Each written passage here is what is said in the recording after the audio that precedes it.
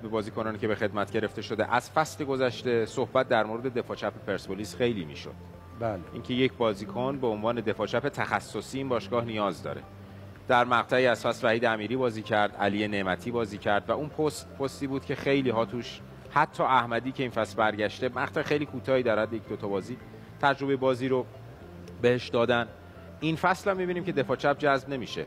این در ادامه راه برای پرسپولیس مشکل ساز نمیشه با توجه به اینکه در آسیا هم باید بازی کنه. من مسابقه‌ای که سالهای قبل هم انجام میدادم، ما یه دفاع راست هم اتفاقا می‌خوایم. علاوه بر اینکه دفاع چپ کلاسیک می‌خوایم، یه دفاع راست کلاسیک هم می‌خوایم. ما بازی دربی اولا که آقای دانیال اسماعیلی فر وقتی ما هر چقدر میاد تو زمین حریف موفق‌تر، هر چی میره عقب‌تر کارایش کمتر میشه و به نظر من یه ما دفاع راست کلاسیک نمی‌خوایم، می‌خوایم که یه رقابت خیلی خوب ایجاد بشه و این بازیکن هر روز رقابت کنه و پیشرفت کنه.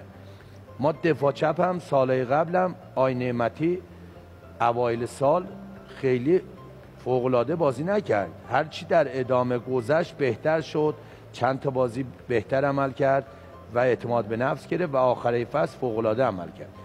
و ما اگه دفاع چپ و دفاع راست بگیریم بله خیلی خوبه، ولی برنامه که لیگمون سازمان لیگمون فدراسیونمون امسال انجام دادن و بازیکن‌های بزرگسالمون رو کم کردن، این عملا شرایط رو برای ما محدود میکنه. ما باید بازیکن‌های زیادی رو از دست میدادیم و بازیکن محدود میگرفتیم.